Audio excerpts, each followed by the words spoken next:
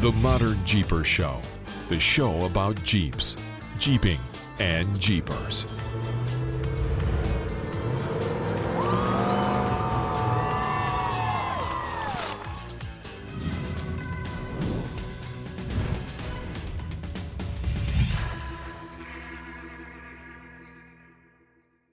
Well, hey, Modern Jeepers, Matson from Metalcloak here. Welcome to another episode of the ModernJeeper Show, the show about Jeeps, Jeeping, and Jeepers. Now, I got to tell you, this is a very special episode. Very different than what we've usually done. It's something we've tried to do in the past, and it's going to work. Maybe it won't. But essentially, you're going to get a little bit about me right now, a little bit of me right now, talking about some things, kind of keeping you updated. And then I'm going to move on and pass you on to about 30 plus minutes of Corey, Jessy, Mike Upchurch, and KC250. If you don't know who KC250 is, you're about to find out. But KC250 is famous on YouTube amongst the overlanding crowds, and he happens to be with Corey, Jessy, and the crew at ModernJeeper Adventurers out there in Death Valley. Now, this is Death Valley trip number 1 that they just completed. In fact, as you guys are probably listening to this, they will be starting Death Valley trip number 2, which was back-to-back trips and very different from each other. Something we always do whenever we do the Death Valley trips is try to make them different, or any of our ModernJeeper adventures, really. Tillamook's probably the only one that has a basic formula. Obviously, the Rubicon is the Rubicon when we do that, which we are working on doing that this year, as well as the San Juans and stuff. But Death Valley is so vast and so big, and we have so much interest in learning about it ourselves, that Corey and Jessy really take it upon themselves to learn about different areas of Death Valley and to explore different areas. And this first trip, totally different, starting in a different area, completely different than anything we've done before. And it was quite fun. So anyway, Corey and Jessy, Mike Upchurch of Adventure Rack Systems, and KC250. Each day recorded about 10-15 minutes, recapping the day, talking about the day, whatever, just sharing with you what ModernJeeper Adventures out there in Death Valley is really like. So we'll share some of that here in a few minutes. A little update on some things. There's not a lot happening other than the fact that we're about to enter into event season. I think I talked last week about the return of the Metalcloak shootout to Prairie City. Now, since then, major changes have happened in the world of Ultra4. It is funny that we did 3 episodes in a row, essentially recapping King of the Hammers. Last week, all of a sudden, an email comes out from Dave Cole saying that Ultra4 is no longer his. And Dave Cole being the founder of King of the Hammers, founder of Ultra4, co-founder really of King of the Hammers, founder of Ultra4, owner of the whole project. He sold off Ultra4 and the Ultra4 series to a couple back east, and they are now taking the series and managing the series. As of that, there's a lot of changes there. We will get Dave Cole onto the podcast. He's agreed to come on. We're also going to get the new race director, who happened to be the original race director, JT Taylor, on to talk about things. So that'll be happening over the next few weeks. But we are going to sit back and help break down what this means for Ultra4 Racing, what it means for the racers, what it means for the world of King of the Hammers. Dave, as we understand it, is going to maintain ownership of King of the Hammers, the King of the Hammers Europe season, and American Short Course Racing, which is the old Lucas Oil Racing short course racing circuit, so to speak. Which is a lot of fun. So that's all part of what he's maintaining ownership of, but everything else now he's sold off. A lot of details about that that will be coming out, a lot more details coming, but I wanted to share that a little bit with you guys. So in doing so, that also means that the Ultra4 Racing is coming back to Prairie City as well. So we have NorCal Rock Racing Series, which is the regional local. We just last week, John Goodby talked about that. And we had Ultra4 Stampede out there for many years, the Metalcloak Stampede. 2020, we actually opted out of sponsoring in 2020. COVID came and the whole thing fell apart anyway, so there wasn't any race in 2020. It wasn't, and so that was it. We stepped up and at Metalcloak and decided to, we've been sponsoring actually since 2016, the Metalcloak shootout with NorCal Rock Racing. So even simultaneously with supporting NorCal Rock or Stampede, we also were supporting John Goodby in the Metalcloak shootout.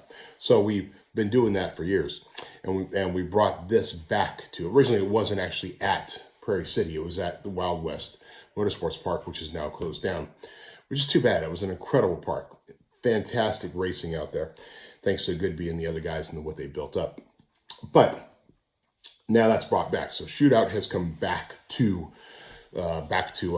Prairie City, and where it was exciting. Like, hey, this is cool. We're going to bring it back, and we'll try to make it as big as Stampede. Now Ultra4 is coming back to Prairie City because it's a great track, and it's stupid not to race there. And the racers like it, but it'll be interesting to see what actually happens. So we got a lot going on. There's gonna be a lot happening in that world. We will get Dave Cole on the podcast.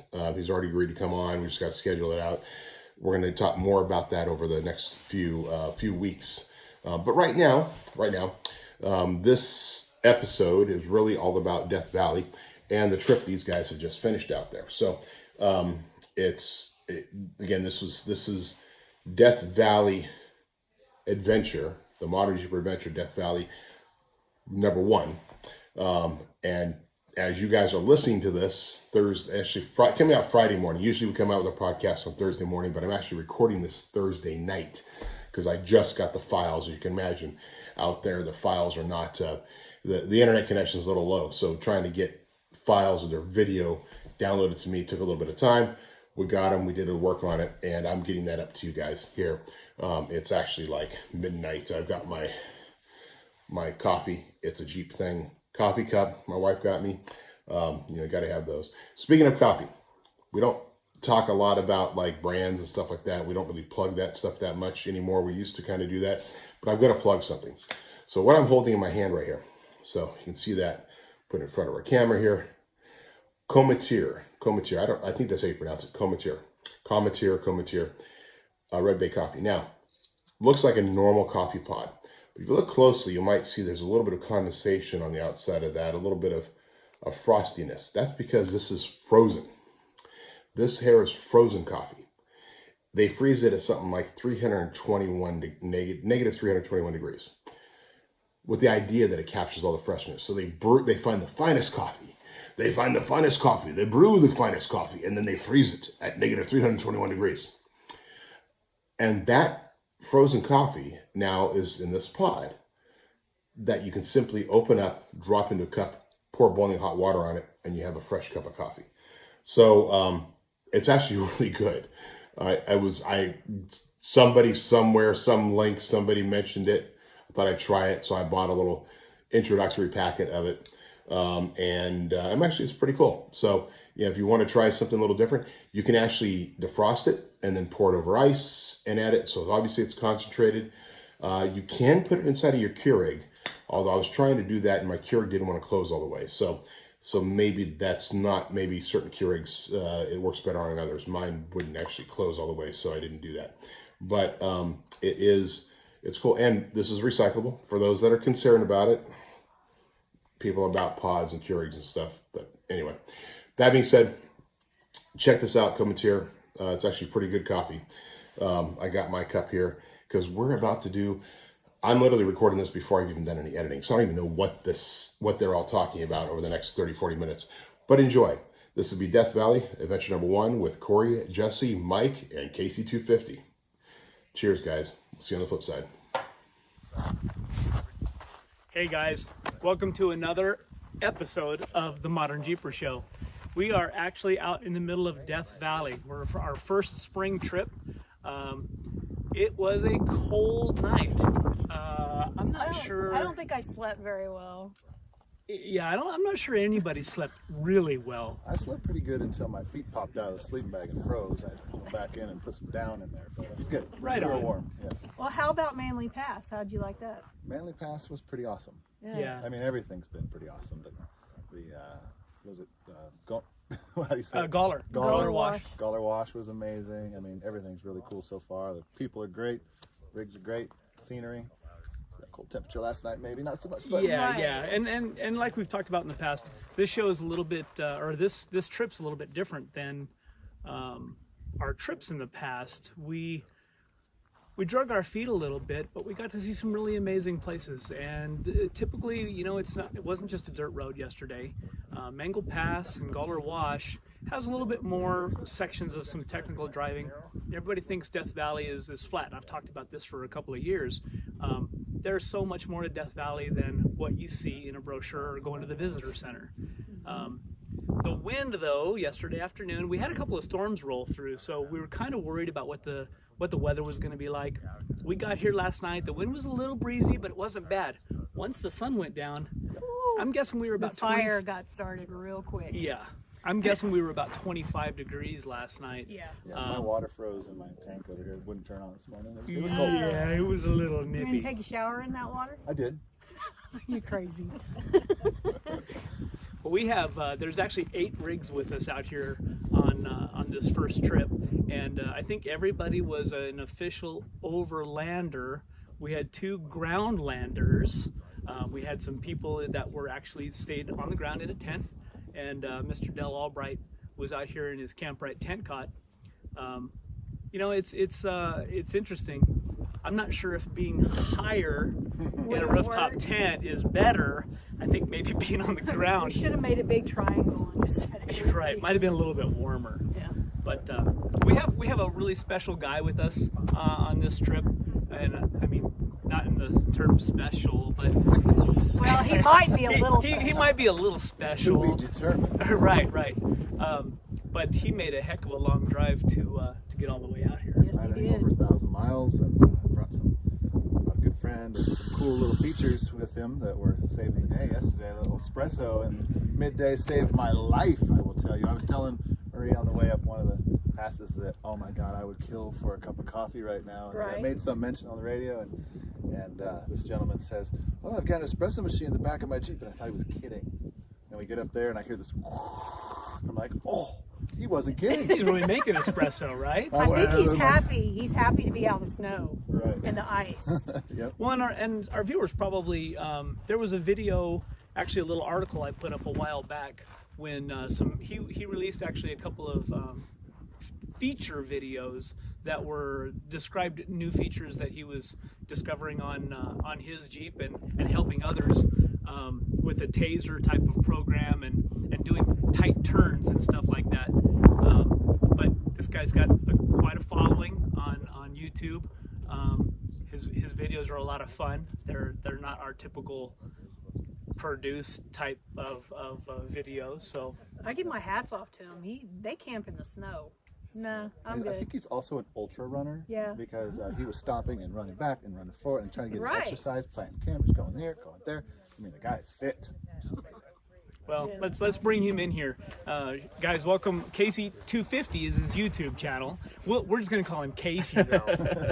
He's from Definitely not my Canada. last name. Good morning. Hello, everyone. I'm Casey from the YouTube channel Casey250, and I think I made the wrong turn and came to Alaska after last night's sleep. It was cold. That was one of the coldest nights I think I've ever That's had. good out to hear sleep. from someone coming down from Canada. Yeah, Yeah. you know, even when there's snow on the ground, it's a little warmer than it was last night. Oh, so. yeah. So It tell was us about your drive down here. How long did it take you? Yeah, so I started out Friday morning at 5 a.m. I left Vancouver and crossed the border at 5:15 in the morning and drove, well, I was gonna drive around 11 or 12 hours, somewhere around Oregon, Nevada, as I was crossing over before Reno.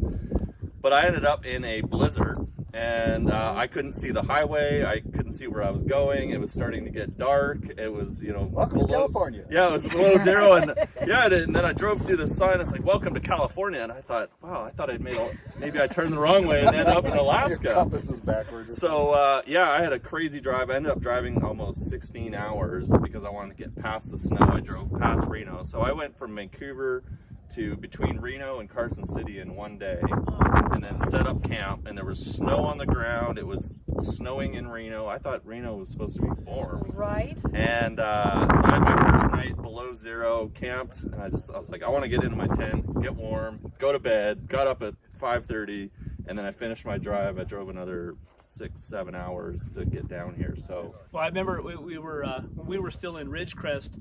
You had posted some videos and some pictures, and you chopping the ice so he could open the fuel door. Yeah, it was so crazy coming through that mountain pass. And when I went to get out for fuel, I slammed my door, and a huge sheet of ice just fell off the side. And I went to go fuel up, and the rack, I mean, the rack is designed to be close to where the fuel door opens and closes, but there was a solid inch of ice on the rail.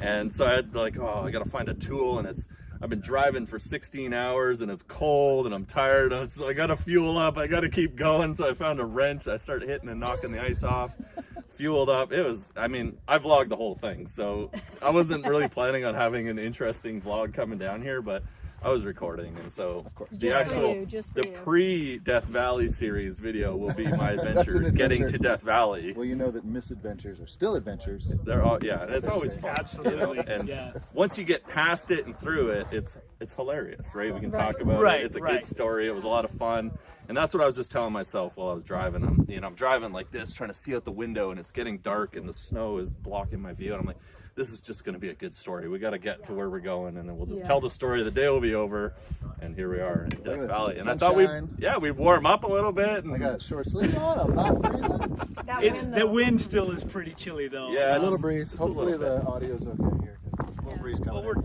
we're 24 hours in, and we've not covered a whole lot of ground, but we've seen a lot of things. Beautiful down We got a nice mix yesterday. I mean, a little bit of rock crawl, some nice washes. I mean, it's just for sure. And today, I mean, we're going to get down onto the valley floor, and it's going to warm up a little bit. I promise. I was told flip flops. I brought my flip flops. Yeah. Well, You guys said I would be wearing a t-shirt and shorts around the fire tomorrow night, so that's. Oh, we can do that. We can do that now. Yeah. If you want. It wasn't last night though. Last night it was a cold fire and everybody's shrinking in, and I was surprised how chilly it was. So what's been your favorite part of this trip so far out here in the valley? Yeah, well, other than getting rid of the squeak in my suspension, that was really nice. We ended up, I don't know what it is, but as soon as we hit the trail, my suspension hasn't squeaked since last year, and it just started squeaking like crazy all day yesterday. But it's dust and dirt. I think it's between the spring and the spring purge. Yep. And we've just been in the mud and the snow all winter, so it hasn't really dried out. But to work off the crust and the rust. Yeah, I got to get the Canada off it.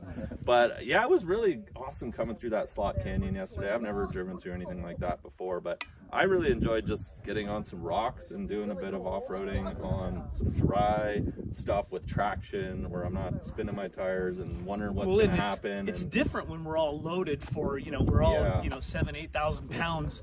Oh, let's go rock crawling. This is our whole rock landing intro here, right? Yeah, it definitely puts a new spin on how to design your vehicle, because it's not just for regular camping or hitting dirt roads or forestry service roads like we would be on, but I built mine around being able to go through complicated obstacles, but at the same time stay at a destination that's super remote. So that's what my build's always balanced around. You can't have loose stuff flying around. We try to keep the top weight down as much as we can, so we can still get sideways when we have to, but not fear of, oh, look at all that weight carry me over to the side. Exactly. Yeah. So I think it's definitely a different spin on how to design your vehicle, and I think the rock landing concept is that bridge between rock crawling, where we'd be minimal packing to keep it light and be able to do as much and be as capable as we can, and overlanding, where we're not as worried about how much gear's in there or how it's oriented and stowed and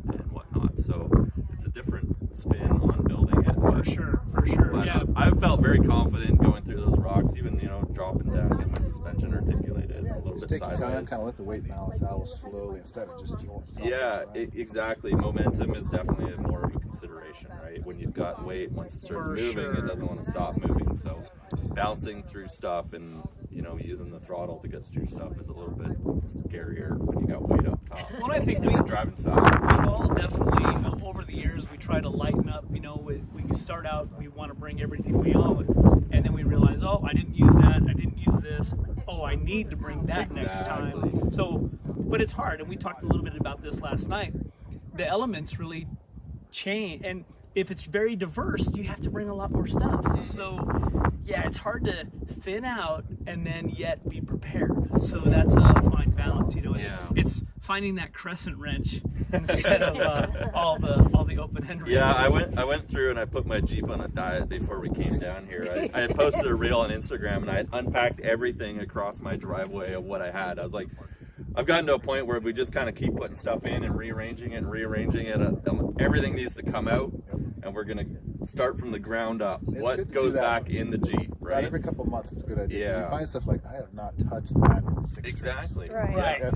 I probably don't need it until the next time when I go somewhere, and that's when I'll need it. Yes. There you go. I got rid of a whole toolbox. I was like able to slim it down and kind of put a couple things in a different few places and get rid of an entire toolbox out of there, which helped a lot. And yeah, it's all about sort of figuring out exactly what you need. And we definitely need the espresso machine, though. Right? We can't leave You are that. my best friend. Although we did make a second cup, it's in the console now, ready to go. Oh, right Sip a on. little bit and keep a little bit for later. Yeah, I really like having that with me. It's super easy. It's compact. Let's turn the camera around and get a little shot of show you guys who's all here with us. And yeah, we're gonna load up, get ready to roll, and Got a lot of dirt. we'll see you. We'll probably see you. We'll probably make a couple of days of this. We'll clip this all together, and that'll be the podcast that you're watching now. So stay tuned. We're gonna turn this around and show folks what we're doing. Right on. Awesome. There you go. And it's nice to throw this up. Just get it out. Give it a little chop. Yeah, make it. I'm kind of interested about the wind and the audio. I have a little mic with a Don Juan head on it. The Don. Good morning, Modern Jeepers. Welcome to the second morning of our Death Valley adventure. Kind of the third morning, though, in a way, since we started semi-formal camping just outside of Trona, California. Stayed up above the Panamints last night, and this morning we're down on the other side we're actually in the Amargosa range, the Amargosa Valley, up above Furnace Creek, which a lot of people are familiar with. We've got Casey with us, we've got Jessy, we've got Mike. Let's talk a little bit about. I didn't freeze. Yeah. I mean, it was cold, but It was chilly last night. I actually slept with some help of some Benadryl, but The water I didn't finally, freeze. The water didn't freeze. And the water didn't freeze. Yeah. Yeah, it was a 3 degrees Celsius Right. when I got this morning, as opposed to -3, so below Yeah. freezing was our first morning. Yeah. And this morning it was definitely noticeably warmer getting up, but not by much. Yeah, not by much. The wind, it's interesting. Last night the wind had died down, but then every once in a while it would come up, wake everybody up a little bit. But it's calm right now. Yeah, Yeah. we got this nice Feels perfect good. calm to shoot this podcast. For sure. We had a good fire last night with some little song and dance by Dell. That's right. Yeah, Right? Dell has got some great stories and ways to entertain us. And Mike, you did a great job with the not rope tricks or not tricks. And he's Rope got magic. magic. Rope magic. Yeah. That was a lot of fun. Keeping the last troops night. entertained. Yeah, Corey, why don't you walk us through kind of what we did yesterday? Because I really don't know where we went. We went a lot of places. Yeah. So we were actually up above Mangle Pass, and came down, worked our way down through Warm Springs, which Warm Springs kind of changes the mining perspective of what was going on in Death Valley. Becomes a lot more talc mining. In that end of the valley, talc mining was pretty popular.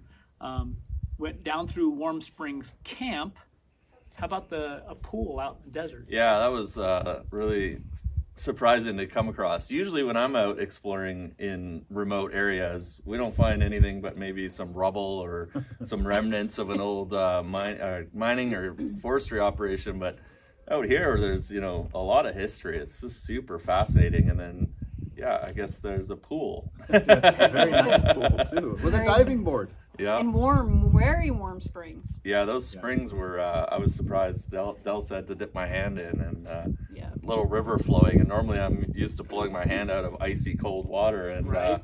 it was like bathtub warm. It was really cool. Yeah. And well, the historical records show that Louise Grantham had one of the nicest mining camps in the entire valley. And yeah, there's still so many structures still there. There's a couple buildings, some cool stuff to take a look at, and it's held up very well over the years. Of course, it was used a lot more recently than some of the older ghost town areas that we'll go through. But yeah, coming out of Warm Springs, then we actually get down onto the valley floor, which we camped at 4,500 feet last night, something like that, and got down to the valley floor where we get down into the Badwater Basin, and we're a couple of 100 feet below sea level. And warm. And the weather, yeah. I think we hit 76 degrees, 75 degrees, something like that. Almost shorts weather. Almost. I promised Casey shorts and t-shirts. Yeah, I brought all haven't these. quite gotten there yet. I brought all these shorts with me, Mike. I don't know what to do with them. Sorry. Yeah, maybe tomorrow. Yeah, maybe tomorrow. On the way out. We'll see. No promises. No. No, it's all right. I'm having a blast. This is just such a change of pace from what we're used to. And I mean, we have such beautiful areas up in British Columbia, but as well, just to get and see the rock formations in the desert and just the different changes in elevation. It's just such an awesome place. And you guys, Corey, you and Del, and narrating the whole trip. I was saying just on opening up my vlog, you know, anybody who wants to come out on a Modern Jeeper adventure, it's more than just seeing stuff and driving around and camping. You guys do such an awesome job narrating and providing facts and history, and I can see why you can't drive and you need Jess to drive. Yeah. There's so much going on in the Somebody's passenger gotta seat. drive. Well, For sure. What's impressive is if you look inside Dell's TJ, he's pulling a trailer, and he's got a cockpit built in there. He's got two Yeah. iPads, navigation device, probably a couple other things, wires going everywhere. I mean, it's very well outfitted. Yes. He is flying a Boeing in that. Yeah. For sure. cool. I think he's even got a studio mic that drops down so he can Right, sing. probably.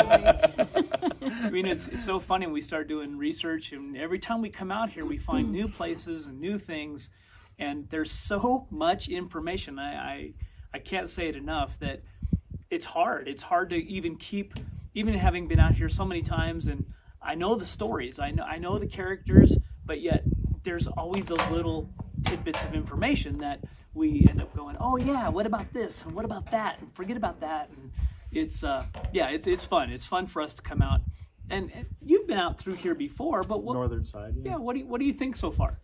I love it. I've told my girlfriend Marie that the desert's my happy place. I mean, I like the forests and getting into the deep trees too, but something about being out in the desert and being able to just look off and see something 30 miles away, you feel a little more secure, I guess, maybe. You if there's something bad out here, you're going to see it coming for a while. A storm, for instance, I mean, you're not going to get surprised with things, I guess is what I'm saying. Like, you know where you're at in a certain sense, and you feel pretty safe out here. At least I do. You don't like the mountain lions up in the hills, Well, you know, stalking you in the trees at night? I'm not afraid of that stuff, but there's always that little in the back of your mind. There could be a bear right over there, and I don't know it, or a mountain lion. You got to keep your eyes open, and out here you do have to do that because there's got scorpions and we've got rattlesnakes and other little creatures. But at least you can see a ways away, and the views are amazing. The rock, the geology. These rocks we're sitting on right now used to be on a horizontal plane, and here they are at 45 up. It's really just impressive to see what's going on out here. There's something, the first time I came out here, it was I describe it as a very grounding effect. We're not going to probably make it over to the racetrack playa, but it's odd, and there's something about the desert, I guess, that it's a calming feeling, but laying on the playa and actually laying on the dirt, it's like a negative Spiritual. yeah, it's a negative release of energy or something. It's Cool. like if you're charged up, you lay there, you kind of You're grounded. yeah, you feel very much back in tune with, I think, what's more natural for us to feel. Yeah. How about expectation wise? I mean, did you think it was going to be like this? You know, honestly, I was thinking about this, and I really didn't have any expectations. I just, from someone who's not from this area, you just kind of see Death Valley on a map, and you kind of just see the name, you see it's, what it covers on your map. You don't really have an appreciation or concept of the scale and just how vast everything is. I'm looking at my map, and we're tracking it on Gaia, and we're just a little tiny notch into the whole national park. And so I think from a expectations perspective, I really wasn't sure what was going on. Cool. You know, I was like, oh, is it going to be just a big desert? Or I know there's rocks and I've seen the guys from Epic's videos and they're just going in mines and stuff. But I think just the way you guys present it and take us around, the information, it would be a totally different experience without the information that you guys provide. And it sets so much context and perspective on our trip through here, and it just really makes it a great adventure. Well, I think that's a pretty good. I appreciate those words. Yeah, it's again, it's one of these places that every time we come out, we see new things. You know, there's a lot of places we go wheel at home or all across the country that, yep, it's that same road, it's that same obstacle, and there's nothing wrong with that. It's amazing to me to be in a place that is just there's so much diversity. Like we're saying, camped at 4,500 feet or so, get down into the Badwater Basin being below sea level, and then come back up, and I believe we're almost, I can't remember, are we 39? Yeah, 3,900 feet now. There, yeah. So a lot of, between the ranges, of course the Panamint Range borders the western side of Death Valley, and the Amargosa Range is on the eastern side. So anytime you go through, we spend a lot of time going up and back down, and up and back down. So, yeah. What was the square miles of the park? Did we talk about that yesterday? Square miles, so entire Death Valley, you're talking about 5,400 square miles, which is so much land. And yes, there's a lot of paved roads, but there's actually hundreds and hundreds of miles of dirt roads. Mm-hmm. And there's a lot of places that you can get yourself in trouble. You know, that's why we come out here as a group, right? If somebody breaks down or runs out of fuel or loses a tire, things like that, definitely not a place. Now the weather is pretty mild, but here in a couple months, when it's 110 degrees and you're overheated sitting on the side of the road trying to fix a tire, it's a completely different It's a real struggle. The valley floor gets down to 120. Yes. Yeah. So, don't come here in July. Yeah, July's rough. They actually run an ultra marathon through Death Valley. Wow. And a 100-mile race, and there are guys in the past that have done it barefoot. Wow. As I guess you just have to take it to that That's a next whole level new of extreme. It was too easy before, so let's right. get rid of the shoes. Right. Yeah, next thing I know, they'll be stripping their clothes off. Yeah, right. Well, I'll stick with my Jeep. Yeah, we actually turned on the AC yesterday for a little while. Yeah. Wow. Yeah. Wow. With recirc, you don't want to dust. Yeah, you don't Well, want to dust. yeah, part of the problem was because the dust following each other, you had to roll the windows up in the sun, and it got warm, so turn the AC on. Well, we've actually had a pretty uneventful trip mechanically so far. Knock on rock. Yeah, don't say that. We may lose one of our attendees. We've got a power steering issue and on Scott Iron's rig, but it's nothing major. But rather than risk going up into the rocks and having it become something major, he may head back and look for some parts and whatnot today. But we have another super long day. We're going to be headed up outside of the park for a period of time, and then we have some big stuff coming this afternoon that we'll touch base on this morning. Any other thoughts? I'm excited to see what's in store for today. yeah. Cool. Yeah. Cool. It'll be pretty amazing, and amazing folks and amazing surroundings. So. I'm still bummed I didn't get my snowboard. Yeah, what was that all about? We may find some sand today. Oh, Some that's what big you wanted it dudes. for. Okay. So I got a message from Jessy It's- back in the office last week. She's like, you know anybody with an old snowboard? I'm like, snowboard? What does she want to say? We can take a snowboard to Death Valley. We can make one. Have you met me yet? I told her I've got some cardboard boxes. I got some Uh, tarps. Yeah, see? We got We might have to Max find tracks. something. We'll make something. Max tracks. Well, stay tuned for the next segment, and we'll see if we can't get Jessy on some sand. All right, we'll see you out on the trail. See ya. Cheers. Good morning, ModernJeeper Adventurers. We are on our final morning of ModernJeeper Adventures, Death Valley. We just came through some amazing terrain. We've been out here for, 3 days without a shower, so We're gonna stand a little bit, far apart. How wide can we get in the frame? Right? It's been a great trip, and this morning was probably the warmest morning we've had so far. I mean, I don't got no sleeves on. Nobody's today. wearing hoodies today. Closer to the valley floor. Yeah, kind of cool. We started yesterday off coming up out of Furnace Creek, going through Echo Canyon, and I think it's kind of unanimous. One of the coolest things about at least the first part of the day was a little waterfall climb through Echo. I think everybody did really well, but it's a pretty cool little climb, and of course if you're in built rigs, it makes things pretty simple. It was a piece of cake. Oh yeah. We rolled up to that and we're like, we're gonna go up there. Yeah. We had a great spotter. Yeah. It was nice. Round of applause for Corey. All the rigs did great. The We do. Gladiators did. We do have an audience this morning, so if you hear some off-screen clapping, After. Good job. I love it. We've still got. Well, let's talk a little bit about yesterday.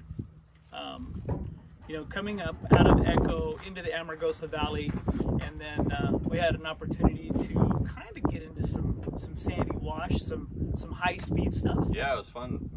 Desert bombing. I had the drone out there running at full speed. Big about silk beds. 45 miles an hour right alongside the Jeep. Cool. Skimming along I the like the ground. use of miles per hour you did there. Yeah, well, it was for my driver, so we've got Jeff driving the Jeep, so Kilometers, yeah, we were trying to figure out, well, it's actually, the drone tells you in meters per second, so we had to do a long conversion to figure out its max speed at miles per hour yesterday. It was kind of neat flying down that road and you're like, oh, this drone going. Yeah, it really was ripping, so it was good. I hope I got some good footage. I hope so. Outside of Death Valley National Park. Yes, Yes. we're not in the park, so for our listeners that go, hey, wait a minute, you can't fly a drone there, well, we weren't. So Yeah. came up and had lunch, a little lunch spot at Big Dune. One of the funny things about sand, and I forget, we're all in rigs that are 7,000-8,000 pounds. That's not very much fun in the sand. Yeah, No. no. Yeah, I took my my JL to the sand dunes in Oregon back in November, and it was a lot different experience than when I took my JK. That my JK's top is about this high, and you can see right over it where the JL is 8.5 feet in the air. And yeah, I think playing on the dunes and the heavy, high center of gravity rigs would have been Wouldn't have been very much a fun. little bit No. different. Yeah, Yeah. you can't really get into too much, and as soon as you start cresting on the side of a dune, it's really, really sketchy. Yeah, nobody wants to be hanging out. We don't need rollovers. And we did typically in the sand dunes we run flags and things like that for visibility purposes, and but it was a cool spot. We actually had some sunshine on us and kind of take a look at that recreation area. It's a big recreation area. The Big Dunes is about 5 square miles. It's not used by very many people. It's mostly a local spot. So. But yeah, it was cool. And then, of course, we got back out on the highway for a short amount of time and headed up towards Titus Canyon. Titus Canyon. What a spot. And I think the consensus is no one likes the washboarded roads. I don't know. I'm used to I don't like driving 'em either, forestry but- roads all the time. And when you're aired down and the shocks are set to soft and you clip along at about 80 kilometers an hour, it's not too bad. But certainly it's suspension and vehicle dependent. I think shorter wheelbases feel it more. Oh, Longer yeah. wheelbases glide over it a little bit easier. For sure. Yeah. But Titus Canyon. Ah. Yeah, what a beautiful spot. Just kind of coming through Red Pass and then Yes. opening up into a huge change in color and scenery from one side where it's gray rock and red dirt to green rock, and it was very lush and lots of vegetation coming through there. And then Jurassic Park. Yeah, it was like coming into Jurassic Park. I was saying last night I'd love to fly a drone through that pass if we could ever get a permit to fly in a national park. But yeah, then winding down into the Narrows, what a drive and what a bunch of scenery to see. Yeah, the Grapevine Mountains are just so different, and there was a lot of mining activity still taking place because its location to rhyolite and beatty. Leadfield is kind of in the middle at the beginning of Titus Canyon, but then once you get down to the Narrows, you know, they have a lot of flooding, and so typically that road changes all the time. Yes. Yeah, You Del can had see. some stories about yeah. flooding coming through there, flash floods, and as long as it's blue sky like we have here, seems okay. But any You don't wanna darkness be down in the there. sky, That approach into Leadfield, I think, was equally pretty. It's just different, you know, looking up and seeing the road do this, and then the road going down, and seeing the Jeeps way down there, and then the Jeeps way up there. Yeah, It's there's really pretty. ravine opening up beside you Yeah, as we it come was into it. Yeah, Pretty amazing. yeah. Yep. Yeah, well, like they advertised back in the day, you know, that was where the steamship brought you into Leadfield, coming up the Amargosa. Yeah, what a story behind Leadfield. Tell us It's about history. That. I mean, what was the marketing thing back then? So back then, I mean, it really was about. It was a marketing campaign. Yet nobody wanted. People saw dollar signs. So the original folks that got into a little town like Leadfield, they wanted it to be successful. They wanted to make money. So the people that had gotten into town and decided they were going to be prospectors there, contacted their friends in whether it was San Francisco and Salt Lake City and even back east, New York area, and one of the promoters actually created some posters of all of the activity going on in Leadfield, and yeah, it didn't really ever be that successful, but there were hundreds of people that this marketing campaign brought into town, and there was a lot of people there, just not a lot of production. In fact, there was even the promoter even talked with the federal government and talked them into building a post office there, which Yeah, I was there for 6 months. They Yeah. closed it, and then the town closed right after it. So yeah. So the town was only officially in place for a year. Yeah, it short wasn't amount of long. time. Yeah. It was one of the most successful growth mining communities, and then it was the shortest lived as well. Yeah, the photo they have of it there is like all these buildings and a little Yes. main street and cars and walking around and everybody and then gone. So Yeah, and clearly just- everybody showed up and was like, Wah, wah. yeah, it wasn't Yeah. so good. But then and then of course the grand finale of that whole canyon is coming out into Death Valley formally, and literally it's the canyon walls just end, and it's just driving out into this expanse. It's like Yeah. opening up curtains on a stage. You just kind of, that's Yeah, it's really weird because you're in a very tight space and then you kind of come around a corner and you start to see this slice of light, and then everything's open. There's no more walls or anything like that. And the other side of it is the opposite, right? Even though Right. you kind of expect you'd come out into something that you came from originally to go into the Narrows, but Yeah, like it would like a gradually wall. dissipate, but no.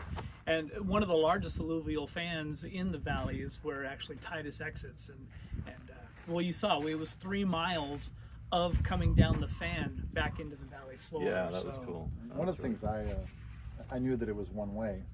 For some reason in my mind I was thinking it was from west to east. So I was trying to get my head around how are we getting into this canyon? We're heading down, and then all of a sudden we're in it. Like, oh, it must be east to west. And but it is kind of nice that you're not having to fight traffic coming through there because it's just one way. Oh yeah, can you imagine? There's just no way to There's get no way. around. Yeah. So you're not allowed to come up from the bottom to go through there? No, so all those vehicles you saw in the parking lot, those were actually people going up and hiking. Oh, okay. So they go up Okay. to the parking lot, park, and then they hike into the canyon. And typically we see a lot of people walking through the Narrows.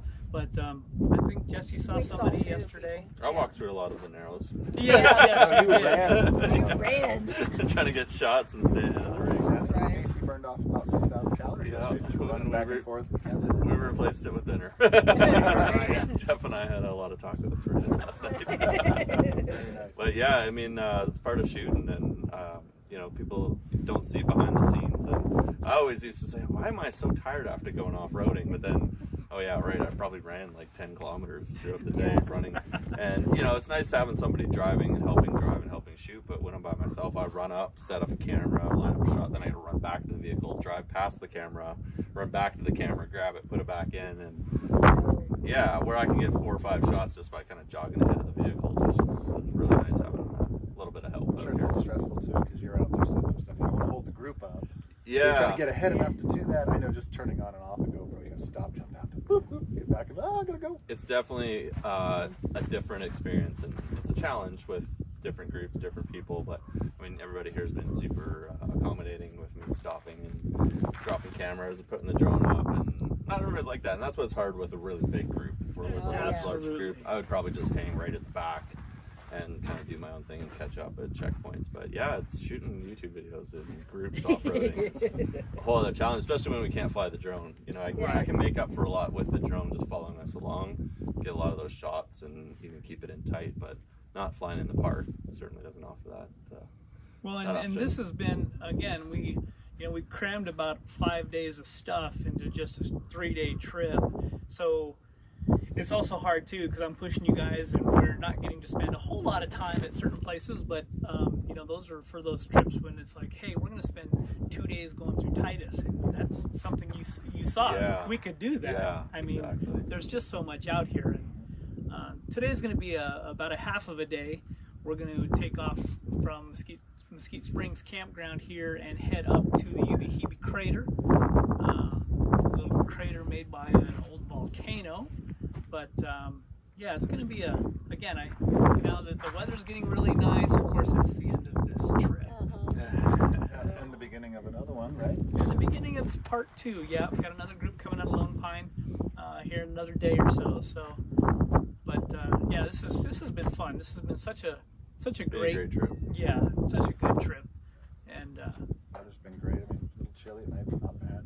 yeah, not too bad at all. Speak for yourself. We should turn the camera around and shoot the entire group here sitting here. Let's do it. Is everybody here? Yeah, I think everybody's here except for Dell. Dell actually went up to the lot. He's taking his nap. Everyone say hi. Wave. Everybody wave, say hello. Howdy, howdy. Howdy, howdy. Look at that, we can go like 360 thing. It's like a gimbal. It's like a gimbal. It's just like a gimbal. It doesn't move. Yeah. Campfire last night. And Yeah, what a Good good singing, time good last night. dancing. Yeah, good singing Dell out there with his guitar. Yeah, Dell Cowboy was poetry. telling stories and singing some songs. And Mike, actually, I had no Yes. idea, Right. Mr. Guitar Player. well, I try. I don't know. It was awesome. Did a great Dell's a job. great player. My hat's off to him. I know about 6 chords. So I look for songs that have about 6 chords. I'm good. But man, he can just bust it out, man. Well, that's that creative talent. I mean, it's no different than even shooting video or anything else, right? I mean, Del can just come up with stuff on the fly, and it's super fun. He made Sure a did. song. Right on the spot. Right on the spot. Yeah. That was pretty good. That was really good. It was good. That was a good night. So good fire. We went through all the firewood just perfectly. Yep, burned up everything, and We were in bed by everybody's loaded 6. up. That's right. We made it to 8 every night. Come on. Well, thanks you guys for following us on our little adventure here, and look for KC250's YouTube channel. He'll have some content coming up as well. ARS will have some stuff coming up as well. Jesse and I, it's going to be a little bit before we get back home, but I'm sure we'll put something together. So anyways, thanks for hanging out with us, and yeah. Yep. We'll see you on the trail. Cheers. See ya.